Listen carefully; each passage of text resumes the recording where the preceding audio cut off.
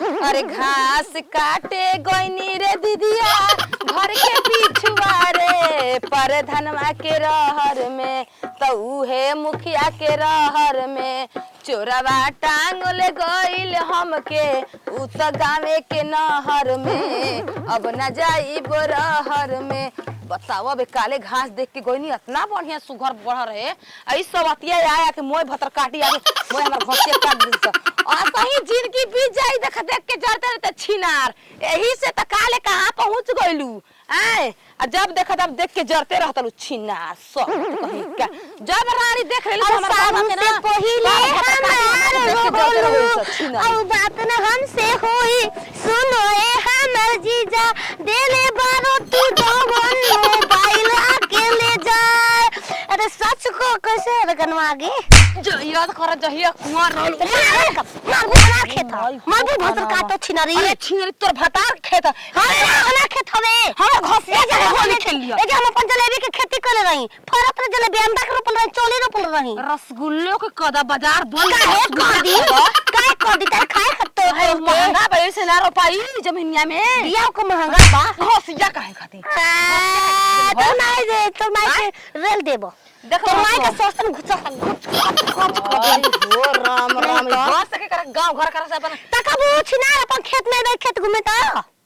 तू खेत घुमा तरी के बार घास जियान कर रे हराम जादी कुत्ती कहीं के तार माई के लथ तार माई के लथवा हो बस दिनवा के ना हटे गेहुआ में फटा पड़ा हमरा के सब अब तो गोल सर तो होल सारम पूरा होली आवे दे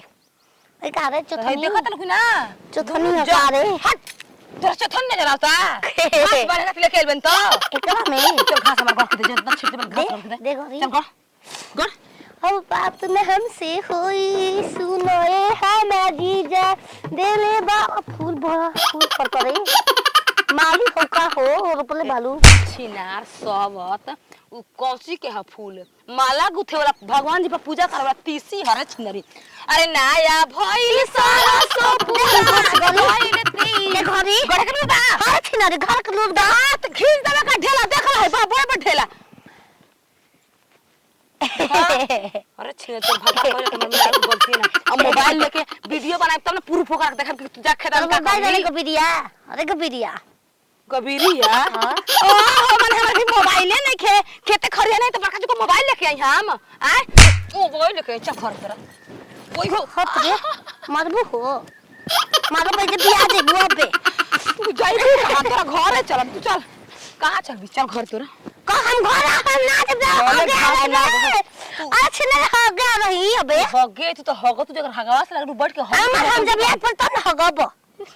हगवा से याद पड़ के हगवा तुमको जोर लगल तो तुम हग देवे ना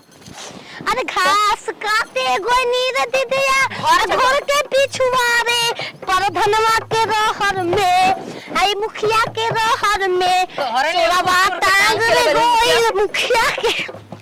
चल जल्दी हमार देख तो लागल तकबो छिनारा रे आया वाली तोर माई के आई ना हम छोड़ देनी मोबाइल तेरा सार दिए ढेला खेलिया दे लिया तो खोल दे सोया है मैं तकिया बिछावने हाय चोली के खोली ई तू बनावा रे यार हो बनावा रखे ना मारदा कहां भेटाई है अयो दादा यो हम मोबाइल ना बिरेगी अरे लगा अरे लगा फोरा तब भाउदी क्या एकर भातार कहां भेटाई तने बताइए तो बसवा पैसा के खूब माहिर बिया भैया ई हरामजादिया ए ताती पैसा के चुप छिनरी पैसा मोबाइल में निकाल ताती लागली का भाउदी बढ़िया है हाय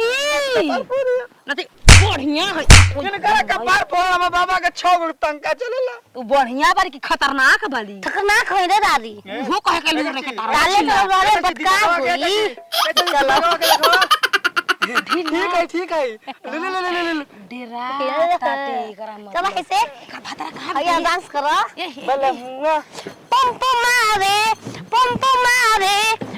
मारे रे किसे जिया पर जंप मारे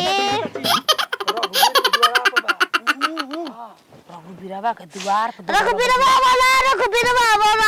डोले बाबा नवा अबीरवा वाला तोहरा में कोनो अभी डाल के पार हो जी से तू पागल तोरे ने पार हो जी पूरा काम करे का अरे छिनरिया होती वाली ना दी